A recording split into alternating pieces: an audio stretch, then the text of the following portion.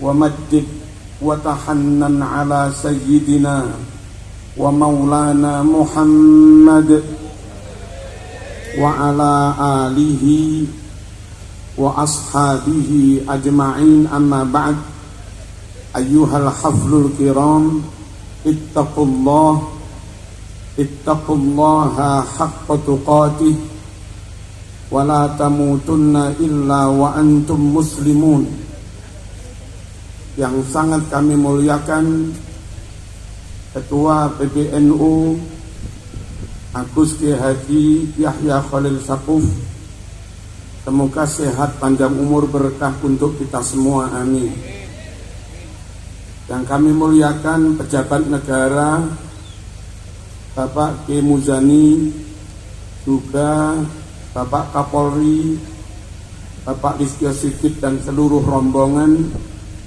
Semoga Indonesia aman, sejahtera, dan semakin berkah. Amin, Allahumma amin. Di arwani amin dan seluruh keluarga pengasuh keluarga dalam. Matta'anallah bituli hayatikum wa nafa'ana bi'ulumikum wa afadha alaina min barakati du'aikum, amin. Seluruh ketua dan pengurus NU Muslimat Ansor Fatayat, ada PMII juga yang kebetulan menantu sini katanya, baik wilayah cabang, ada beberapa ketua cabang Rawuh, MWC. Semoga Allah memudahkan perjuangan kita, hasil maqasidana, maqasida ulama'ina, maqasida jam'iyyat di Nahdlatul Ulama, yakni himayatul aqidah, himayatul din, himayatul watan, dan irsyadul ibad ila ma fihi ridallah wa mahabbatuh. Para undangan, para alumni, hadirin hadirat rahimakumullah, pondok adalah pusat tafakuh, pondok pusat ilmu. Kalau sekiranya anak kita kepingin mendapat ilmu yang benar sesuai dengan yang dituntunkan Rasulullah SAW, maka pilihannya adalah mondok di pondok salaf yang secara umum dalam naungan Nahdlatul Ulama. Kami tidak menyalahkan lembaga yang lain, tapi yang paling aman untuk mendapatkan sihhatul ilmi wal amal, ittisalus sanad, dan barakatul ilmi, pilihannya adalah pesantren. Hadirin rahmatullah, mengapa harus pesantren? Satu, upayakan meskipun kita hidup di zaman modern 1447 Hijriah, sebegitu jauh masa memisahkan kita dengan masa Rasulullah SAW.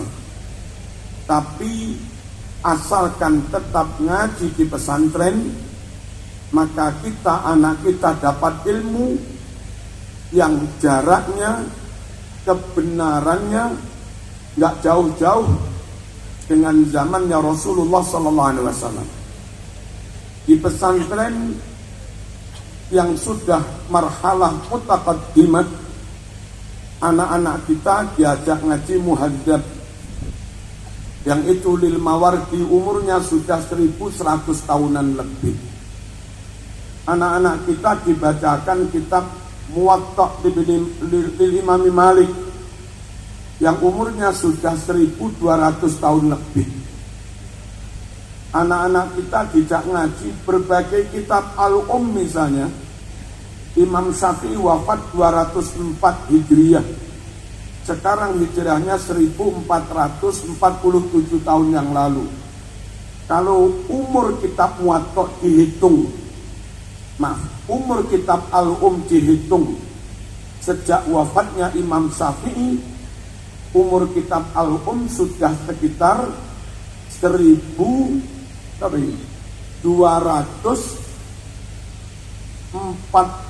sekian. 1243 sekitar itu. Luar biasa lewat jasanya pesantren, wasilah pesantren, anak-anak yang hidup di zaman 1400 tahun masih dapat ilmu, yang ilmu itu ditulis oleh Imam Malik. Imam Malik berguru pada Imam Nafi', Imam Nafi' berguru kepada Abdullah bin Umar, dia berguru kepada Rasulullah SAW. Ngaji di pondok, hidup di zaman modern, tapi dapat ilmu yang salaf, benar-benar salaf, karena ditulis oleh tabi'in, yakni Malik. Dia punya guru tabi'in, yakni Nafi'. Dia punya guru sahabi, yakni Ibnu Umar. Ibnu Umar berguru kepada Rasulullah SAW dan memastikan kita, seluruh anak kita, ilmunya bersambung sampai Rasulullah, bersanad sampai Rasulullah. Amat sangat penting untuk memastikan apa yang kita amalkan, apa yang diamalkan anak kita, memang ilmu yang terwarisi, sambung nyata sampai Rasulullah, sehingga yang diamalkan memang ajaran Rasul, bukan ajaran karang-karangan. Yang diamalkan memang sunnah Rasul, bukan karangan-karangan. Dan memastikan semua umat Islam termasuk kita mengamalkan yang diamalkan sunnah Rasul, itu penting supaya makbulah. Imam Muslim meriwayatkan, man amila amalan laisa alaihi amruna fahuwa raddun.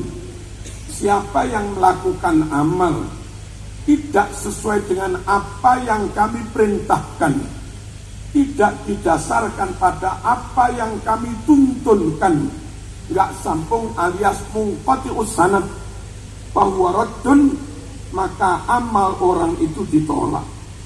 Mondoklah untuk memastikan anak kita, santri kita, kita sendiri dapat ilmu, yang ilmu itu ilmu salaf, ditulis ketika zamannya belum jauh dari zamannya Rasulullah SAW. Hadirin rahmatullah, pondok untuk memastikan ilmunya bersanad tidak hanya cukup ngaji kitab lawas. Andai sekarang beberapa kitab itu mengalami editing, mengalami tasghif sesuai dengan versi pengedit, sesuai dengan versi yang mesan, panjenengan kalau baca Sahih Bukhari, tasghifnya Albani beda sangat dengan Sahih Bukhari, tasghifnya Ibnu Hajar Al-Asqalani.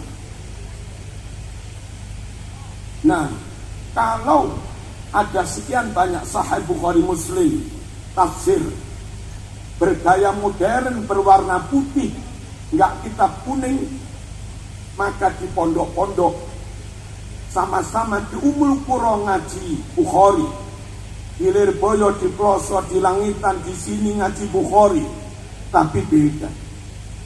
Di sini Bukhari yang lawas, di sini Bukhari yang kitab kuning, yang merujuk kepada makhtutot lawas tanpa ada edit-edit. Yang Timur Tengah saya punya Sahih Bukhari versi Arab, itu hadis yang hilang ada 15 lebih, puluhan hadis yang hilang, dan mereka menyebutnya itu juga Sahih Bukhari. Sungguh pondok pesantren salaf kayak Buntet benar-benar jadi pilihan. Kalau kita khawatir ngaji di tempat lain, hadisnya sudah dikoreksi, hadisnya sudah diedit atau dikurangi, maka ngaji di pondok salaf, kiainya megang kitab kuning lawas, itu kitab kuning yang belum diutik-utik. Apa diutik-utik? Apa dia? Kitab kuning yang masih asli. Kepengen dapat asalah orisinil, ilmu orisinil, lafaz orisinil, pilihannya harus ngaji ke pondok salaf. Allahumma shalli ala sayyidina Muhammad. Saya dulu alumni Jamiatul Imam Muhammad bin Saud. Sama-sama ngaji Riyadhus Shalihin. Di pondok salaf ngaji Riyadhus Shalihin. Ternyata ada saja kalimat yang beda. Kalau di kitab kita yang kitab kuning disunnahkan ziarah ba'dal haji ila qabrin Nabi sallallahu alaihi wasallam. Tulisan di Riyadhus Shalihin, ziarah ila qabrin Nabi. Man hajja walam yazurni faqad jafani. Siapa yang haji enggak menziarahi aku, berarti dia sakru dengan saya. Tapi yang versi Saudi sama-sama Riyadhus Shalihin, tulisannya bukan ziarah di qabrin Nabi, tapi ziarah di Masjidin Nabi. Tempat qabri diganti dengan Masjidin Nabi. Bagi mereka ziarah Nabi enggak sunnah. Yang sunnah itu ziarah Masjid Nabawi. Padahal dulu ketika Madinah jadi Yathrib nggak ada apa-apanya. Mungkin juga kurang berkah. Yathrib Madinah menjadi berkah karena ada jasad mulia di situ, jasadnya Rasulullah SAW. Aneh kalau Madinah menjadi mulia karena Nabi ada di situ. Lalu orang mengatakan nggak perlu ziarah Nabi dan cukup ziarah ke Masjid Nabawi. Sekali lagi, pastikan anak kita ngajinya di pondok salaf. Ngaji kitab yang sama dibacakan oleh kiai di pondok salaf lebih orisinil, lebih asli. Benar-benar amila amalan alaihi amruna, bukan amila amalan laisa alaihi amruna. Itu di pondok pesantren. Allahumma shalli ala sayyidina Muhammad. Dan akibatnya sama-sama ngaji. Itu kadang karena kitabnya cetakan beda, yang ngajar juga beda, kadang pahamnya juga beda, ideologinya beda, menghasilkan ilmu, amal, perilaku yang beda. Kita ngaji Bukhari, teman-teman salafi alumni Jami'ah Muhammadiyah juga ngaji Bukhari, tapi mereka Fatihah tanpa bismillah. Kita yang ngaji Bukhari Fatihah pakai bismillah. Sama-sama dalil. Mana yang lebih orisinil? Kita. Karena mereka kurang fair, kurang terbuka terhadap Sahih Bukhari nomor 5046. Su'ila Anas an qiraati Rasulillah. Anas ditanya, bagaimana sih Rasul baca Fatihah? Anas menjawab, kanat qiraatuhu maddan. Bacaan Rasul itu per ayat panjang-panjang. Tsumma qara'a, lalu Rasul membaca bismillah. Itu Bukhari itu, pakai bismillah. Ngajinya sama, kitabnya sama. Yang ngaji di pondok salaf nggak ada satupun ilmu yang hilang. Semuanya tersampaikan secara fair, secara terbuka, secara amanah. Bukhari 5046 Nabi Fatihah basmalah. Kita ngaji di Buntet juga pakai basmalah. Allahumma shalli ala sayyidina Muhammad. Bukhari 1001 hal qanata Rasulullah fi salati subhi qala na'am ba'da ruku'. Apakah Rasul baca kunut ketika sholat subuh? Anas menjawab, ya, setelah bangun dari rukuk. Nyata hadisnya Bukhari. Nabi kunut ketika sholat subuh. Sama-sama ngaji Sahih Bukhari. Kita yang mondok di pondok salaf, ya yang ada itu diamalkan apa adanya. Nabi kunut, hadisnya Sahih Bukhari, ya kita kunut. Gak usah banyak-banyak mikir. Tapi mereka yang hasil ngaji di luar pondok salaf tahu ada hadis kunut, muter-muter, yang akhirnya berkesimpulan gak usah kunut. Allahumma shalli ala sayyidina Muhammad. Bukhari 1010 berdoa pakai tawassul. Tuntunannya di situ. Allahumma inna kunna nastasqi ilaika binabiyyina fatasqina wa natawassalu bi ammihi ay ala Abbas fasqina. Itu Bukhari. Ya Allah, wasilah Kanjeng Nabi, mohon kau turunkan hujan.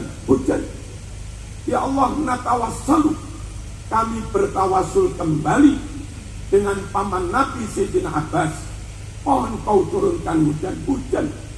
Kita ziarah ke makam Ki Abbas, ke makam Ki Said bin Gedongan. Ya Allah, dengan karomah Ki Said, dengan karomah Ki Abbas, kami mohon pondok kami ditakdirkan manfaat barokah besar seperti pondok yang dirintis oleh beliau. Minta kepada Allah nyebut keramatnya seorang wali. Itu namanya tawassul. Mereka yang ngaku ngaji Sahih Bukhari tapi tidak lewat pondok salaf, mereka anti tawassul. Dan sama-sama kita ngaji Bukhari tapi ikut kiai salaf, kita bertawassul. Betapa pentingnya sama-sama kembali ke Quran Sunnah, tapi kembalilah ke Quran Sunnah lewat pondok salaf, bukan yang lain-lain. Allahumma shalli ala sayyidina Muhammad. Dua lagi hadirin, Fathul Bari Syarah Sahih Bukhari juz kalih nomor 324, Sahih Muslim juz 1 410. Inna raf'as sauti bidzikri hina yansarifun nasu minal maktubah kana ala ahdi Nabi sallallahu alaihi wasallam. Sungguh berzikir dengan suara dikeraskan ba'da salat maktubah, namanya wiridan, tradisi itu sudah ada karena sejak zaman Rasulullah. Berarti berwirid sunnah. Rasul melakukan, sahabat melakukan. Hadisnya Bukhari Muslim, kurang apa? Barokah kita ngajinya Bukhari ke pondok salaf. Imam Bukhari meriwayatkan wirid dibaca keras. Kiai kita menfatwakan wirid dibaca keras. Kita pun mentradisikan wirid dibaca keras. Itu loh fadilahnya ikut pondok salaf. Sama-sama punya semangat kembali kepada Quran Sunnah. Sementara mereka yang gak pondok salaf, gak mau wirid, membid'ahkan wirid dibaca keras, padahal hadisnya sama, beda guru. Ada pertanyaan, yang benar ikut Quran Sunnah apa ikut kiai? Yang benar ikut Quran Sunnah apa ikut kiai? Kalau you ikut kiai nggak ikut Quran Sunnah, kafir kan? Kalau kamu ikut Quran Sunnah tanpa lewat kiai, jadi Wahabi kan?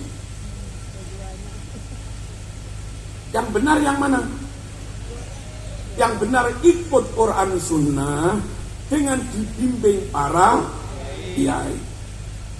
Sama-sama mau ke Amerika, bawa Google Map, sama-sama ke New York, bawa peta, nggak ada yang bimbing, nggak ada yang jemput, nggak ada guide, bingung mas. Meskipun sudah berbekal tulisan petunjuk, tapi akan lebih mudah. Ada peta, ada Google Map, ada yang jemput. Antisipasi kalau jalan ini ditutup, mapnya bingung.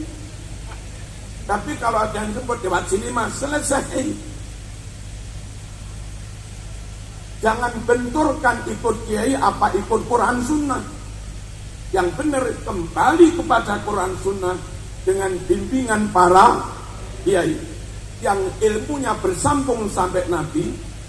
Kitab Bukhari, Muslim, Ihya, Muhadzab yang dipegang kiai itu sudah umur ratusan tahun, sudah ada maknanya. makna didapat dari gurunya, bukti fisik konkret. Kalau ilmu kiai bukan ilmu ngarang, memaknai bukan memaknai ngarang, dia memaknai itu memang gurunya begitu. Gurunya juga itu loh pentingnya pondok di pondok salah. Dan nyatanya nggak ada satu hadis pun yang dikurangi kalau kita mondok di pondok salah. Kalau ngaji kepada golongan modern, kitabnya sama, tapi kadang isinya beda.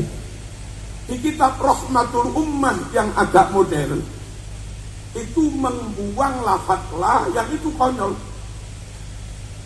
Yang lawas, Rahmatul Ummah lawas, sama dengan yang di i'anah, di Qayyubi, wala yajuzu sarfuz zakati libina'i masjidin au madrasatin au ribatin au nahwiha.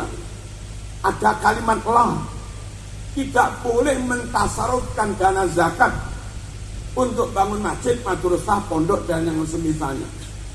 Itu diambil dari infak fisabilillah, bukan dari zakat.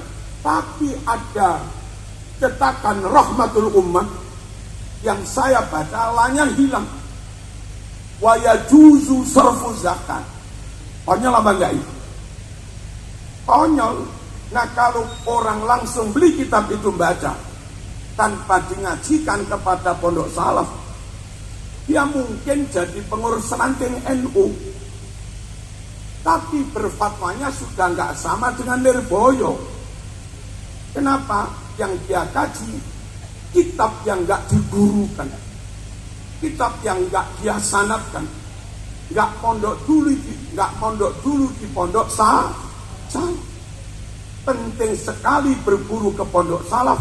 Barangkali dalam kitab yang kita beli ada kesalahan yang perlu dikoreksi, kita sweep, maka ngaji di depan Mbah Maimun, ngaji di depan Kiai Fuad, ngaji di depan Kiai Mahrus Ali, berkesempatan beliau belum mengingatkan kita, kurang lah dong, itu pak dong, bukan kof. Penting sekali mondok di pondok salaf. Allahumma shalli ala sayyidina Muhammad. Bukan hanya kitabnya asli, bukan hanya keilmuannya bersambung, berguru-guru bersambung sampai Nabi. Di pondok salaf, ia yang membaca kitab dipastikan alim nahwu shorof.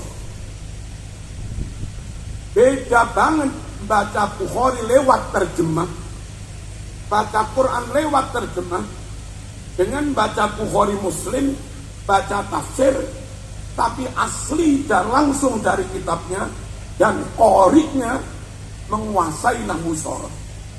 Contoh, faman syahida minkumus syahra falyasum. Lihat di terjemah Kemenak, sampai sekarang belum diralat. Itu terjemahnya syahida, diambil yang masdarnya suhudan, bukan syahida yang masdarnya syahadatan. Kalau syahida masdarnya syahadatan, maknanya nekseni, dia muta'addi, punya maf'ul. Kalau kita ambil makna syahadatan nekseni, paman utawi sapa wong iku syahida nekseni sapa man minkum saking sira kabeh, nekseni as-syahra ing bulan. Syahra nasab menjadi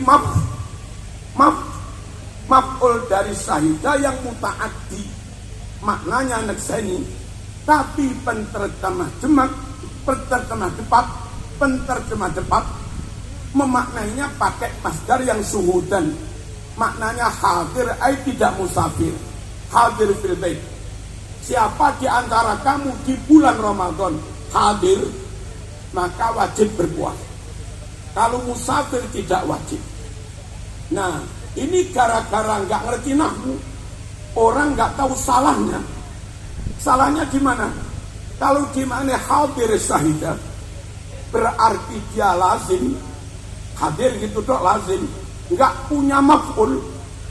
Kalau lazim nggak punya maf'ul, as-syahra nasab jadi apa? Dibuang yang nggak mungkin wong Quran. pastikan as-sahro nasab itu jadi maf'ul. Lalu kalau jadi maf'ul syahidah harus muta'addi, jangan lazim. Kalau syahidah muta'addi maknanya nekseni syahadatan, jangan dimaknai hadir suhudan. Nah, sama-sama ngaji Quran, ngaji tafsir, di pondok yang detail nahwu sorotnya beda dengan syukur ngaji ada. Harus ke pondok salaf supaya anak kita dapat ilmu dari qari kitab yang memang mendalami nahwu sorot. Allahumma shalli ala sayyidina Muhammad. Contoh lagi, inna Allaha la yughayyiru ma biqaumin hatta yughayyiru gimana? Hatta yughayyiru ma bi anfusihim. Terjemah yang umum, sehingga mereka merubahnya dengan diri mereka sendiri. Aduh. Kalau diterjemah merubahnya, Kiai, maka lafadznya bukan yughayyiru ma bi anfusihim. Harusnya lafadznya hatta yughayyiruhu bi anfusihim. Baru itu terjemahnya, sehingga mereka merubahnya oleh mereka sendiri. Tapi masalahnya ayat bukan yughayyiruhu. Ayat ini berbunyi yughayyiru ma bi anfusihim. Langkah membuat perubahan dalam Quran, versi Quran, mereka nggak bisa merubah perilaku zahir sebelum mereka merubah sesuatu yang ada dalam jiwa mereka. Mental dirubah dulu. Kalau ingin ukhuwah, kedengkian, dendam hilangkan dulu. Kalau ingin bersatu, kesalahpahaman belum clear, kita bayun dulu. Dalam beres, merubah zahir itu gampang. Mereka nggak bisa merubah zahir sebelum mereka merubah sesuatu yang ada di dalam hati. Kalau orang pondok begitu, bangunlah jiwanya, baru bangunlah badannya. Ma bi anfusihim. Nah, cuma wong yang nerjemah itu kurang ngerti nahwu sorot, tabrak saja sehingga mereka merubahnya. Ini loh, perlunya ngaji sama-sama ngaji tafsir. Pilihlah pondok salaf, bukan yang lain-lain. Kenapa harus pondok salaf? Kiainya bertanggung jawab dalam memilih makna karena ngerti nahwu sorot. Contoh lagi, kuda itu wajib zakat apa enggak? Dalilnya enggak ketemu, dalil nas. Tapi dalil nahwu sorot ada tuh.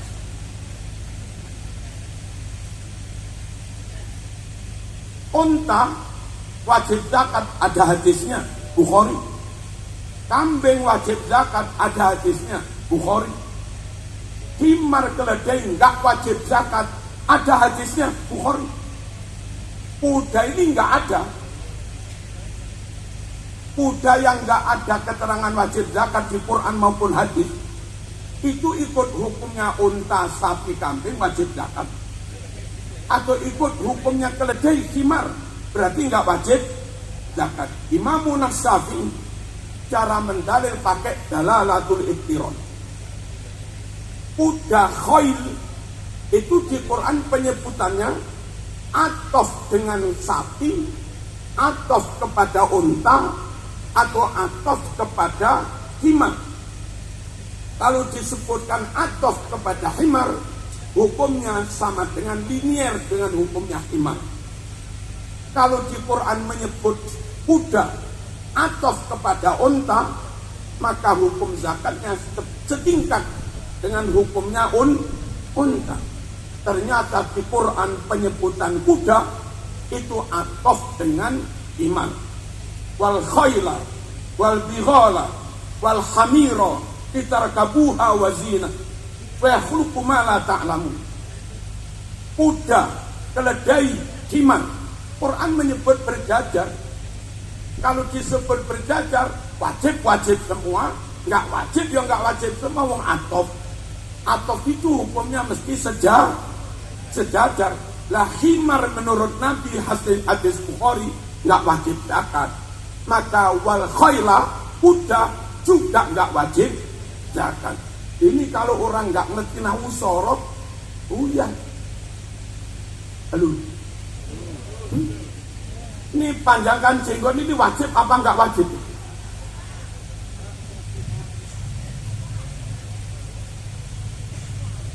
Kalau wajib, Ki Arwani dosa karena nggak manjangkan jenggot.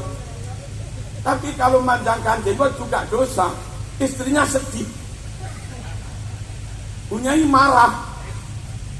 Enaknya panjang apa enggak ini? Kalau kembali kepada dalilnya juga perintah panjangkan jenggot. Tapi kalau kembali kepada ilmu termasuk nahwu sorof, baru kita paham ini nggak wajib dipanjang. Kenapa? Perintahnya atof ilaih. Akuliha wa qassus sawarib. Panjangkan jenggot, potong kumis, itu pakai atof. Akuliha wa qassus sawarib. Karena atof, sekiranya ini wajib, ini wajib. Sekiranya ini sunnah, ini sunnah. Di Sahih Muslim, di Ihya disebut potong kumis itu hanya sunnah, gak sampai wajib. Nabi pun menyebutnya fitrah. Belum tentu yang dimaksud sunnah, mandubah, syariah belum tentu. Mana hadisnya? Al-fitratu khamsun. Kesunatan dalam bersih-bersih itu ada 5. Qalmul adfar, potong kuku. Ya, wanakful ibti, mencabut rambut ketiak. Wasiwak, siwakan ada yang wajib, ini tidak ada. Waqasus sarif, potong kumis, nggak wajib, ini sunnah. Dan yang terakhir wa khalqul anah, nggak usah dimaknai yang terakhir.